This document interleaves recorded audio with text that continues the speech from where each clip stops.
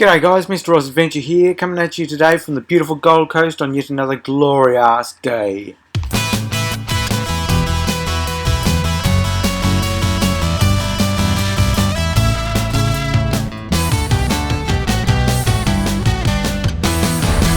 Today I'm on a little bit of a mission. I am looking for somewhere very sweet that I can do a time lapse of the sunrise. So I'm just going to go and check out a few of these spots, and while I'm doing it I'm going to talk to you a little bit about myself. So a few weeks ago I was tagged in a video by Skeggy Cruiser called Tag Me and My Bike, where I have to answer 10 questions about my riding history and just some general motorcycling things about myself. I'll put a link to Skeggy's video up on the screen right about now, and I will do my best to answer those 10 questions. So a bit later on in the video I'll put a link up on the screen to a video that I did back in 2013 which had my riding history and how I started riding, the crashes that I'd had, etc. in it. It goes into how I started riding and everything a little bit more in depth than this video will. So keep an eye out for that one to pop up very soon. So I reckon somewhere around here I might be able to get a good sunrise time lapse. I could probably do something here. Bridge in the background, the cars going over the bridge, that might look pretty cool. Alright, so let's get started on these questions, shall we? The first one is, when did I start riding? Well, I started riding in 1998 at the tender age of 25 after I just returned from 6 months overseas on a round the world trip. Previously to going overseas I was into jet skiing for a number of years, about 5 or 6 years, and I'd spent a fortune on repairing jet skis because of salt water damage and everything like that, and I was over doing all that. I wanted something that was land based, that it was going to be a little less maintenance, and I'd always thought of getting a bike but just never got into it because I was pumping enough money into my jet ski, I guess. Next question is, why did I start riding? I hate to admit it, but you know, riding a motorcycle is pretty cool, I always thought, and I wanted to be pretty cool, and I was in it for a bit of an adrenaline rush. It's not why I ride these days, but it's probably why I started. You know, I was a bit of an adrenaline junkie at the time in my early 20s, and I thought motorcycling was pretty cool. This is another spot I could do a time lapse from. If I get down here nice and early in the morning, I could probably park in one of those car parks there. So the third question is, what was your first motorcycle? My first motorcycle was a 1991 Honda CBR 250RR. When I got my motorbike licence in Victoria at the time, you had to have a 250cc motorcycle or smaller. So what most people did was just get the quickest 250cc bike they could. The CBR 250 was one of them. Wouldn't be a bad spot there. Would not be bad at all. For a time lapse, the sun coming up over the mouth of the Currumbin Creek there. Get people coming down for a surf in the morning. Yeah, that could look pretty cool, I reckon. This is one of my favourite beaches on the whole Gold Coast. I love it down here. Question number 4 is, how many motorcycles have you ridden? I know for a fact that I have ridden 18 motorcycles. Well, that's on the road anyway. I've ridden 18 motorbikes that were road going. Rode a few dirt bikes as a kid, and even as an adult a few mates had dirt bikes and stuff, and I'm not going to add them in, but I only know what 17 of them are, so they're scrolling down the screen right now. I can't remember what the 18th one was. It's what I got my learners on the second time. The first time I went for my learners I did it on the Yamaha Virago, and that was quite awkward learning to ride a motorcycle on that. So I actually failed the test the first time round and went back and did it on another bike, and I don't know what it was. I really can't remember. But the first motorcycle I rode on the road in public roads was actually a CBR 600. Totally illegal for me to be riding at the time, but I got home from doing my learners and passing it, and my mate had one. He had a GSXR 750. He had a CBR 600 as well, and he goes, right, jump on the CBR, you know how to ride now, you've passed your learners, let's go. I went, yeah, okay, let's do it. Got back in one piece, so that was all good. Have a look at that. This is why I love the Gold Coast. Isn't it awesome? Got all this shit just within minutes of home, and the mountains are like another 5 minutes away. Everything's just so handy.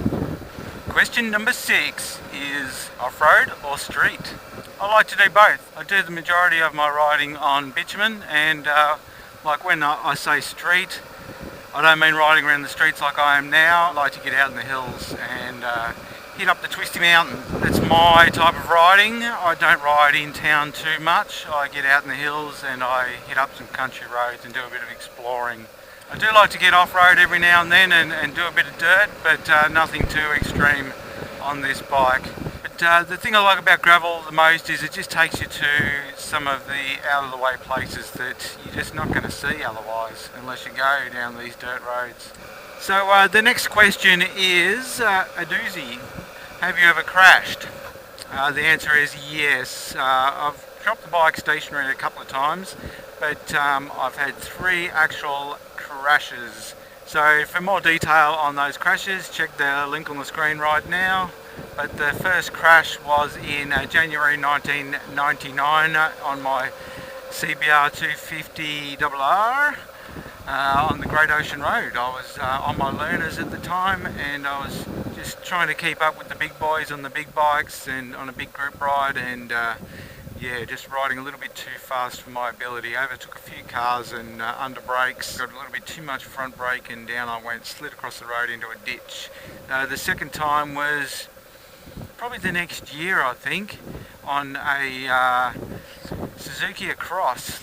That was in the middle of a roundabout. Cold tyres one morning going to work. First time I'd sort of leaned over that morning, in a winter's morning. It just slid out from underneath me in the roundabout and boom, down I went. Didn't do too much damage to the bike or myself, but I had to repaint it again. It was a bike that I'd just done up. And my third crash was on this bike in January 1st, 2012, just over 4 years ago, and I broke my collarbone and did $4,000 damage to the bike. If there's enough room in this video, I might even talk a little bit more about that crash right now and show you the accident scene.